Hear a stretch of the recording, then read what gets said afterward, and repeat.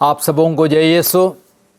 आत्मदर्शन TV की ओर से इस बाइबल स्टडी प्रोग्राम में मैं आप सबों का हार्दिक अभिनंदन करता हूं। पिछले एपिसोड में हम लोगों ने दूसरे इतिहास ग्रंथ का अध्ययन किया और इस एपिसोड में हम एसरा के ग्रंथ का अध्ययन करेंगे। और एसरा के ग्रंथ के 10 अध्याय है और इस ग्रंथ के अध्ययन करते वक्त मैं 7 मुख्य बिंदुओं पर प्रकाश डालना चाहता हूँ। सबसे पहले प्रस्तावना, दूसरा एसरा के ग्रंथ का लेखक, तीसरा एसरा के ग्रंथ का समय, चौथा एसरा के ग्रंथ में क्रिस्त, पांचवा एसरा के ग्रंथ के मुख्य शब्द, आयतें और अध्याय, छठवां एसरा के ग्रंथ का सर्वेक्षण और सातवां एसरा के ग्रंथ की मुख्य शिक्षा। तो अब हम पहले बिंदु पर आते हैं अर्थात प्रस्तावना को देखते हैं। एसरा का ग्रंथ दूसरे इतिहास ग्रंथ को आगे बढ़ाता है और यह दर्शाता है कि किस प्रकार ईश्वर इस्राएलियों को बाबुल के निर्वासन से निकालकर अपनी प्रतिज्ञा को पूरा करता है। यह इस्राएलियों का दूसरा निर्गमन माना जाता है, लेकिन एक अवशेष ही अर्थात थोड़े ही लोग बाबुल छोड़कर कनान देश लौटने के लिए तैयार होता है। एसरा बाबुल से 2 बार अलग अलग दलों का लौटने का वर्णन करता है।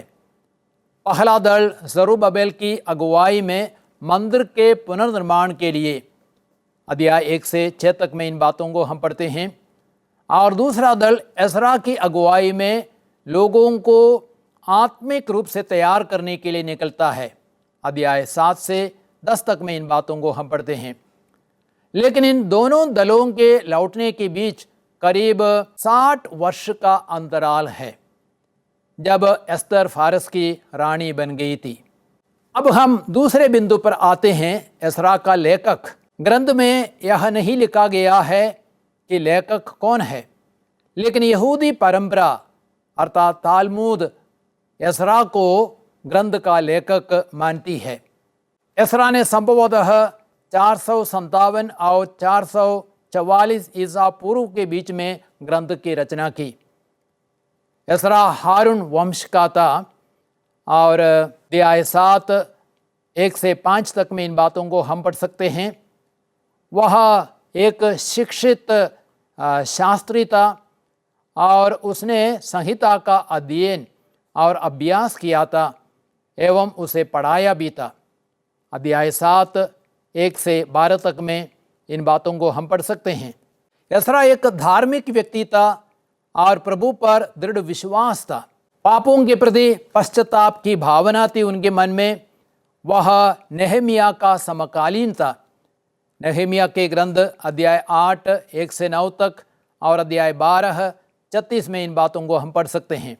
अब हम तीसरे बिंदु पर आते हैं, एसरा के ग्रंथ का समय। फारस के राजा सीरुस ने 539 ईसा पूर्व में बाबुल के राजा को पराजित किया और 538 ईसा पूर्व में यहूदियों को स्वदेश लौटने के लिए राजाज्ञा जारी की।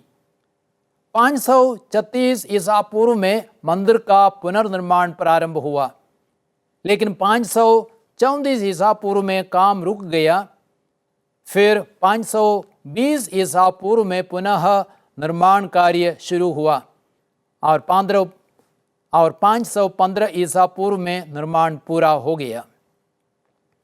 सीरुस के शासनकाल में मंदिर निर्माण प्रारंभ हुआ और दारा प्रथम के समय अंत हुआ।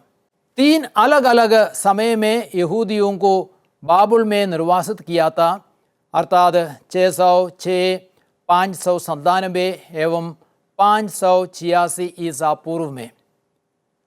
और 3 अलग अलग समय में यहूदी बाबुल के निर्वासन से लौटे, अर्थात 538 ईसा पूर्व में जरुब्बाबेल की अगुवाई में, 457 ईसा पूर्व में एसरा की अगुवाई में और 444 ईसा पूर्व में नेहमिया की अगुवाई में। अब हम चौथे मुख्य बिंदु पर आते हैं, अर्थात एसरा के ग्रंथ में क्रिस्त। एसरा का ग्रंथ यह प्रकट करता है कि ईश्वर दाऊद के वंश को सुरक्षित रखने की अपनी प्रतिज्ञा को पूरा करता है।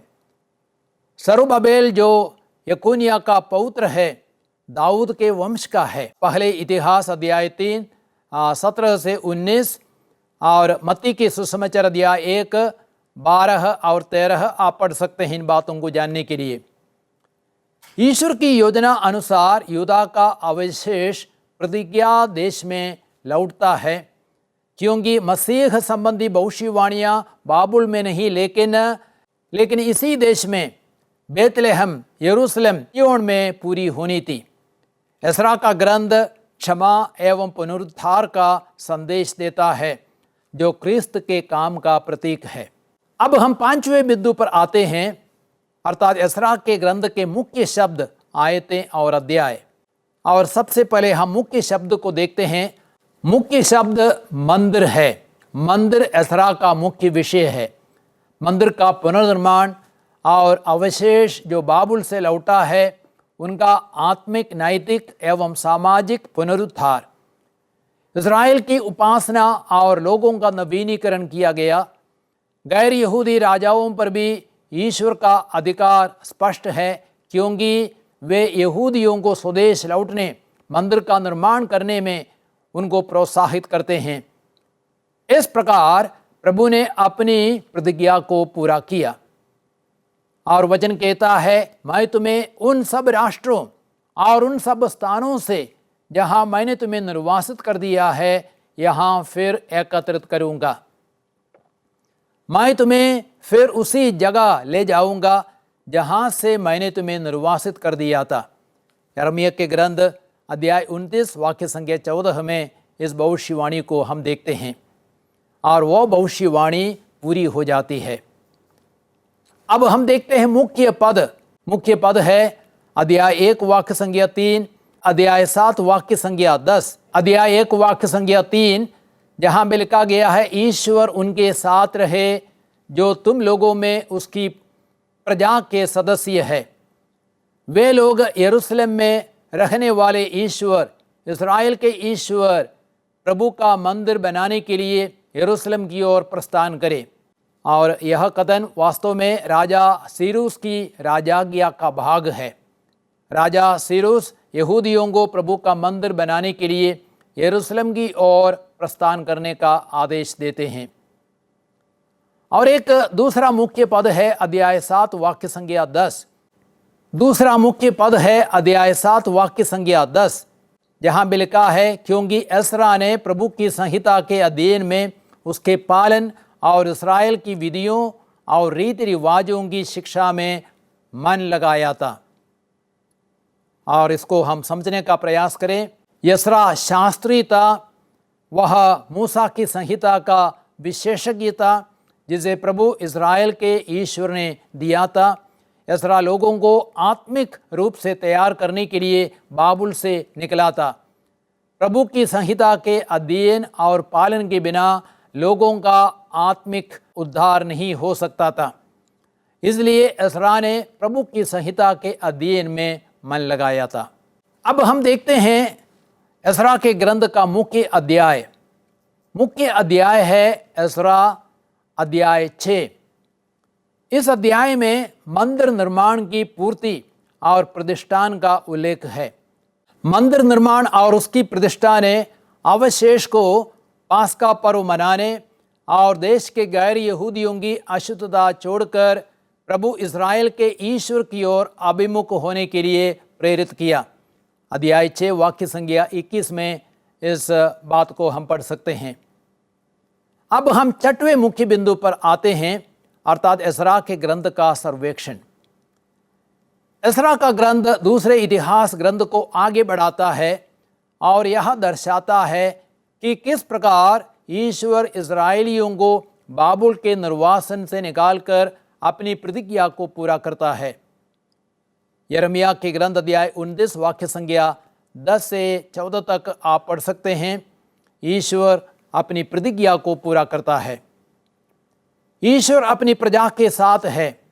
उनकी महिमा के दिन अब ना रहे, फिर भी उनकी आत्मिक विरासत अब भी सुरक्षित है और ईश्वर अपनी प्रतिज्ञा को अवश्य पूरा करेगा। एसरा बाबुल से 2 बार अलग अलग दलों का लौटने का वर्णन करता है।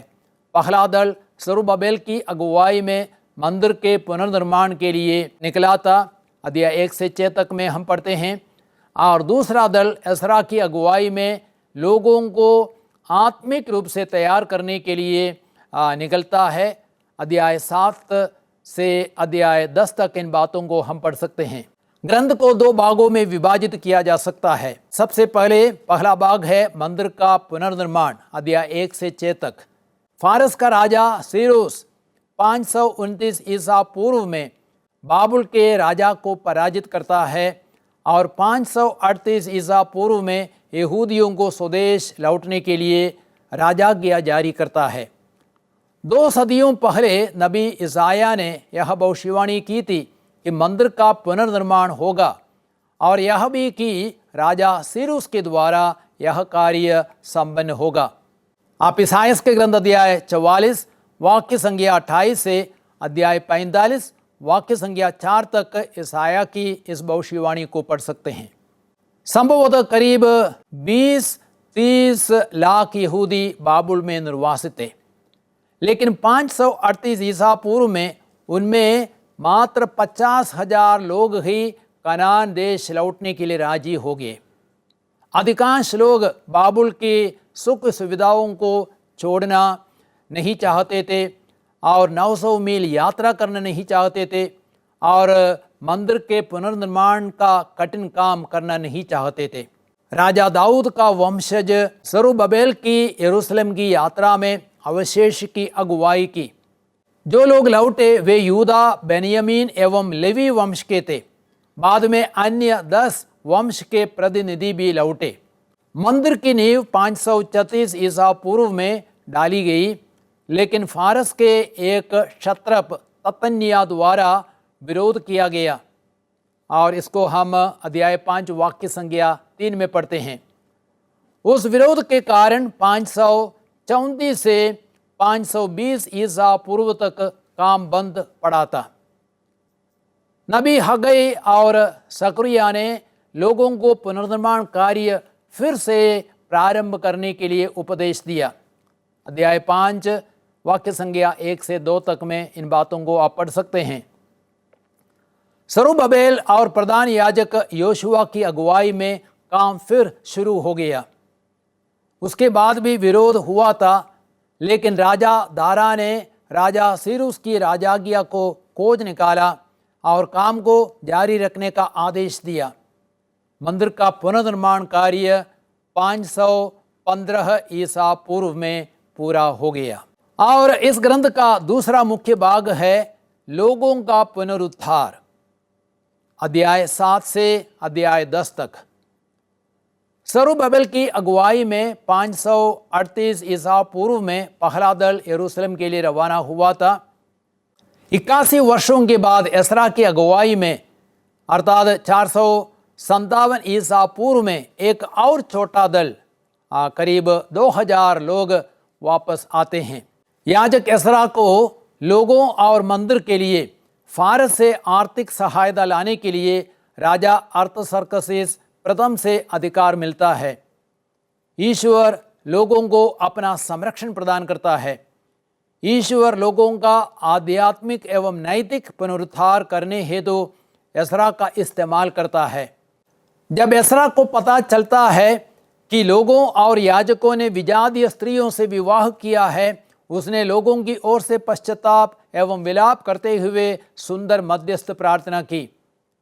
तब लोगों ने विजातीय स्त्रियों को और उनकी संतानों को त्यागने का निर्णय लिया, प्रायश्चित के लिए बलिदान चढ़ाया। अध्याय 9 से अध्याय 10 तक इन बातों को आप पढ़ सकते हैं। इस प्रकार लोगों का आत्मिक एवं नैतिक पुनरुद्धार हुआ। अब हम अंतिम बिंदु पे आते हैं, अर्थात हमारे लिए क्या शिक्षा है। एसरा का ग्रंथ यह दर्शाता है कि ईश्वर सर्वशक्तिमान है। ईश्वर ने इस्राएलियों को बाबुल के निर्वासन से निकालने के लिए और मंदिर का पुनर्निर्माण करने के लिए सहयोग देने के लिए एक गैर यहूदी फारस के राजा सीरूस का इस्तेमाल किया, तो ईश्वर किसी का भी इस्तेमाल कर सकते हैं। आज क्रिस्तियों की सहायता के लिए ईश्वर गैर क्रिस्तियों का इस्तेमाल कर सकता है। ईश्वर अपनी प्रतिज्ञा को पूरा करता है। मनुष्य भले ही ईश्वर के साथ किए गए विधान को भूल जाए, ईश्वर अपनी प्रतिज्ञाओं को पूरा करता है। यिर्मयाह के ग्रंथ अध्याय 29 वाक्य संख्या 10 से 14 तक में आप इन बातों को पढ़ सकते हैं। ईश्वर अपनी प्रजा के साथ है। उनकी महिमा के दिन अब ना रहे, फिर भी उनकी आत्मिक विरासत अब भी सुरक्षित है। आप लोगों ने एस्रा के ग्रंथ का अध्ययन किया। इन बातों को आप अपने मन में रखें और अब आप एस्रा के ग्रंथ का अध्ययन करने का प्रयास करें। आप और अच्छी तरह समझेंगे, यही मेरी आशा है। अगले एपिसोड में हम नेहेमिया के ग्रंथ का अध्ययन करेंगे।